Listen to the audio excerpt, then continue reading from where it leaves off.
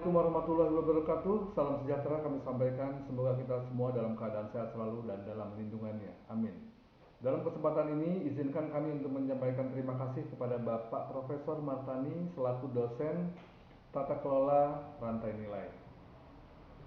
Kelompok ini terdiri dari 2 orang, saya Firman Maulana Hidayat dan Bapak Ayib Sadullah. Pembahasan dalam kesempatan ini adalah tentang rantai pasok beras di Indonesia, di mana yang akan kita bahas adalah tentang latar belakang masalah utama sistem pemasaran, permasalahan, ruang lingkup kajian, landasan teori rantai pasok, sistem rantai pasok di Indonesia, margin pada berbagai tingkat pasar, mekanisme harga dan kesimpulan. Latar belakang masalah, penyediaan pangan terutama beras dalam jumlah yang cukup dan harga yang terjangkau tetap menjadi tujuan utama, primadona utama pembangunan pertahanan nasional.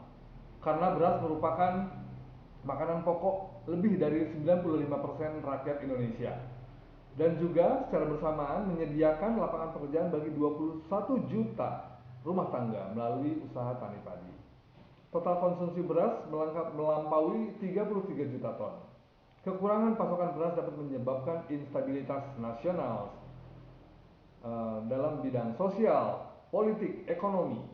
Oleh karena itu, peningkatan produksi beras mau tidak mau menjadi prioritas utama dalam pembangunan pertanian.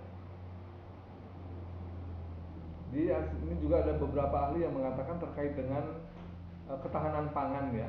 Jadi menurut Hermanto dikatakan bahwa ketahanan pangan merupakan salah satu pilar menuju ketahanan ekonomi dan stabilitas nasional. Sudaryanto mengatakan bahwa beras merupakan komoditas politik sangat strategis. Ketahanan pangan merupakan salah satu pilar menuju ketahanan ekonomi dan ketahanan nasional menurut Hermanto. Kejadian rawan pangan dan gizi buruk mempunyai makna politis yang negatif bagi penguasa menurut Hardinsyah. Oleh karena itu, teori pasok atau rantai pasok yang mencerminkan kinerja sebuah sistem produksi dan distribusi beras menjadi esensial, menjadi penting untuk dibahas. Masalah utama sistem pemasaran kurang lebih karena harga gabah yang diterima oleh petani hampir selalu rendah pada musim panen, dan di saat yang bersamaan ketika jatuh ke tangan konsumen di perkotaan sering mengeluhkan tingginya harga beras, sehingga kondisi tersebut mengakibatkan asimetris atau kejadian pasar beras yang tidak simetris ya, dan kurang terintegrasi, yang pada akhirnya akan melahirkan keadaan di mana petani dan konsumen itu dirugikan sedangkan pedagang diuntungkan. Dari sisi kebijakan, rumusan dan implementasi kebijakan industri perberasan harus bersifat simultan dari hulu ke hilir, menurut Tommy Perdana. Ya, di sini ada beberapa tingkatan ya, yakni petani, pedagang perantara atau pengumpul gabah, penggilingan padi, pedagang beras di sentra produksi dan pedagang beras di pasar induk perkotaan dan pengecer. Nah, permasalahan yang bisa sampai kepada kesempatan ini adalah sistem rantai pasok beras, tingkat transmisi harga dari satu tingkat pasar ke tingkat pasar lainnya, margin yang didapat oleh berbagai pelaku pasar dalam rantai pasok beras. Dan ruang lingkup kajiannya adalah subsistem pengolahan padi atau beras dan subsistem pemasaran padi atau beras. Di sini terkait dengan subsistemnya tadi, yaitu pengolahan dan pemasaran. Ya, pada sistem pengolahan itu di mana terjadinya proses penambahan nilai atau value adding komoditas melalui perubahan bentuk dari gabah menjadi beras. Sedang itu secara pengolahan, tetapi kalau dilihat secara pemasaran yaitu ada dua ya, yaitu gabah dan beras. Kalau gabah itu ke pedagang pengumpul, sedangkan beras itu masuk ke penggilingan pedagang besar, beras besar dan pengecer.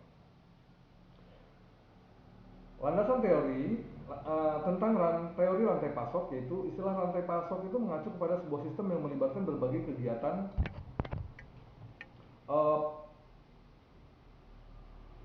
organisasi, yaitu orang, teknologi, dan berbagai kegiatan dan sumber daya untuk menyalurkan produk, barang, dan jasa dari pemasok kepada konsumen. Dan pula, kegiatan rantai pasok termasuk mentransformasikan berbagai sumber daya atau bahan mentah ditambah berbagai unsur lainnya sehingga menjadi barang jadi yang disampaikan kepada konsumen akhir. Nah, di sini berdasarkan ilustrasi rantai pasok dari sebuah produk, yaitu dikemukakan oleh Chen dan Paul Raj. Ya, di sini garis-garis pada tanda panah menunjukkan manajemen rantai pasok atau supply chain management SCM ya. Pihak-pihak yang terlibat sebagai pemasok adalah para petani padi dan pemasok sarana produksi lain seperti pupuk, obat-obatan. Selanjutnya yang berada di kotak besar adalah para pedagang gabah dan beras, mulai dari tingkat desa, antar pulau, eksportir, termasuk juga Bulog dan jajarannya. Di wilayah ini juga terdapat para pengolah padi ya, menjadi beras. Konsumen adalah pengguna akhir dari rantai pasok beras.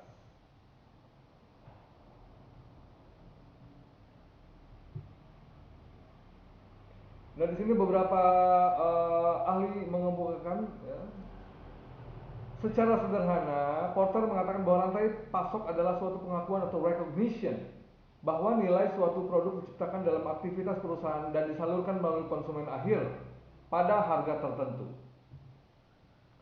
Harlan menyebutkan bahwa the management of a network of interconnected business involved in the ultimate provision of product and service packages required by end customers.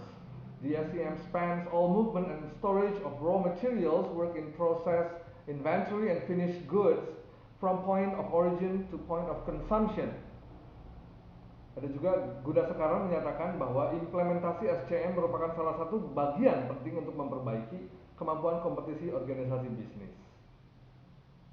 Ada juga Woods, Gadsden, dan Winningsy yang intinya menyatakan bahwa pengelolaan rantai pasok ini sangat esensial dalam suatu proses dari produksi kepada akhirnya konsumen, kurang lebih seperti itu ya. Untuk kasus beras, pengelolaan rantai pasok mencakup kegiatan pembelian bahan baku gabah dari petani, transportasi ke pabrik, penggilingan padi, pengolahan, pengemasan, packaging, penggudangan, distribusi kepada berbagai pedagang dan pada akhirnya kepada konsumen. Di sini ada sistem rantai pasok padi beras di Indonesia ya, di mana di tingkat di tingkat petani sebagian besar gabah dari petani itu dijual kepada pedagang pengumpul.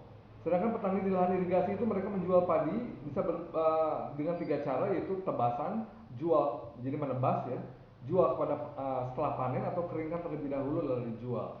Di mana kebanyakan atau para petani ini memilih cara tebasan karena lebih praktis, cepat, tidak perlu perontokan, tidak perlu kehilangan hasil panen, dan tidak khawatir atau tidak memerlukan pengeringan. Pada tingkat pedagang gabah, cara pembelian gabah yaitu ada penebas dan pedagang pengumpul. Berdasarkan sumber modal, pedagang ini itu ada agen penggiling dan pedagang mandiri. Agen penggiling itu mereka dimodali oleh penggilingan untuk membeli kepada petani. Sedangkan pedagang mandiri mereka menggunakan modal sendiri, tapi sudah ada kerjasama dengan pihak penggilingan padi ya. Di sini ada tingkat penggilingan padi, itu pengeringan, penggilingan, dan pengemasan.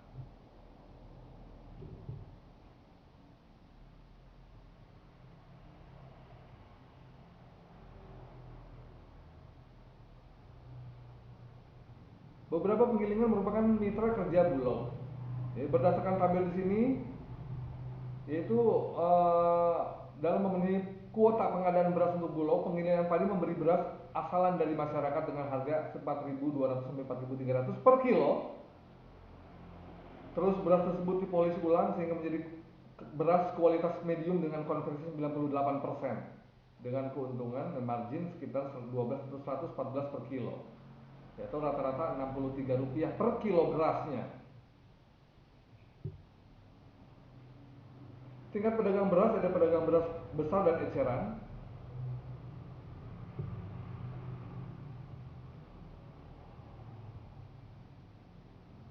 Nah, di sini tiap rantai pasok ini memiliki proses, dalam tiap rantai pasok terdapat proses penambahan nilai atau value adding, baik dalam hal nilai tempat dan waktu melalui sistem transportasi, perubahan bentuk dari gabah menjadi beras melalui proses penggilingan, dan seterusnya.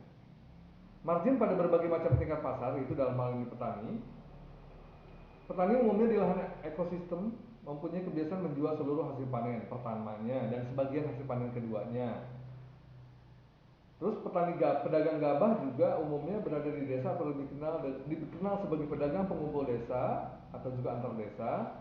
Mereka membeli gabah langsung dari petani atau penebas dalam bentuk gabah kering panen. Ya. Jika dalam tabel tersebut ya, jika pedagang menjual dalam bentuk gabah kering atau penggilingan padi menjual dalam bentuk beras dan produk sampingannya, maka HPP sesuai dengan Impres nomor 7 tahun 2009, struktur biaya dan pendapatan pedagang atau penggilingan padi adalah disaji dalam tabel tersebut. Pedagang yang membeli GKP dan menjual GKG hanya memperoleh keuntungan 25.000 per ton menurut swastika. Nah, di sini untuk penggilingan padi memiliki peranan yang sangat penting ya dalam sistem rantai pasok padi atau beras di Indonesia. Karena merupakan pusat pertemuan antara produksi dan pasca panen, pengolahan, pemasaran hingga rantai mata rantai penting dalam rantai pasok beras nasional. Pedagang beras untuk yang di Cipinang, pedagang beras besar ya, grosir di Cipinang.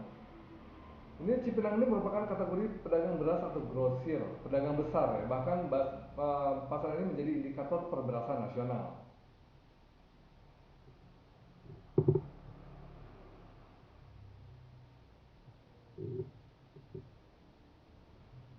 Pedagang beras pengecer ini bisa mendapatkan beras dari membeli langsung kepada penggilingan padi atau membeli ke beras grosir. Dikemas lagi beras tersebut dalam ukuran kecil dan dijual ke konsumen langsung. Itu gambarannya.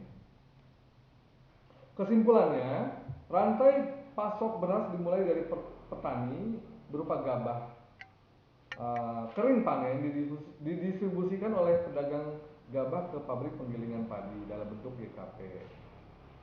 Pedagang gabah tidak tertarik untuk melakukan pengeringan karena alasan-alasan yang sudah tadi disampaikan. Aktivitas pengeringan dan penggilingan dilakukan oleh pabrik penggilingan padi sebelum dijual kepada pedagang beras dalam bentuk beras ya, dengan harapan adanya pertambahan nilai. Pasar induk beras Cipinang merupakan sentra perdagangan beras dari berbagai provinsi.